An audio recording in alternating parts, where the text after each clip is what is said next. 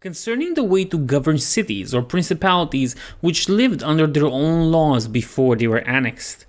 Whenever those states which have been acquired as stated have been accustomed to live under their own laws and in freedom, there are three curses for those who wish to hold them. The first is to ruin them, the next is to reside there in person, the third is to permit them to live under their own laws, drawing a tribute and establishing with it an oligarchy which will keep it friendly to you. Because such a government, being created by the prince, knows that it cannot stand without his friendship and interest, and does its utmost to support him. And therefore he who would keep a city accustomed to freedom will hold it more easily by the means of its own citizens than in any other way. There are, for example, the Spartans and the Romans. The Spartans held Athens and Thebes, establishing an oligarchy. Nevertheless, they lost them.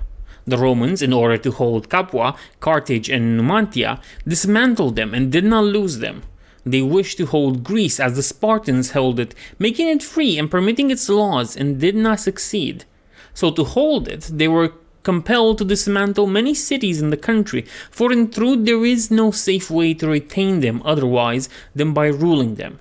And he who becomes master of a city accustomed to freedom does not destroy it, may expect to be destroyed by it, for in rebellion it has always the watchword of liberty and its ancient privileges as a rallying point, which neither time nor benefits will ever cause it to forget.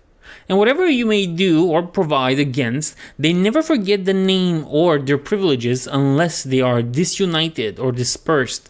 But at every chance they immediately rally to them, as Pisa after the 100 years she had been held in bondage by the Florentines. But when cities or countries are accustomed to live under a prince and his family is exterminated, they, being on one hand accustomed to obey, and on the other hand not having the old prince, cannot agree in making one from amongst themselves, and they do not know how to govern themselves. For this reason, they are very slow to take up arms, and a prince can gain them to himself and secure them much more easily.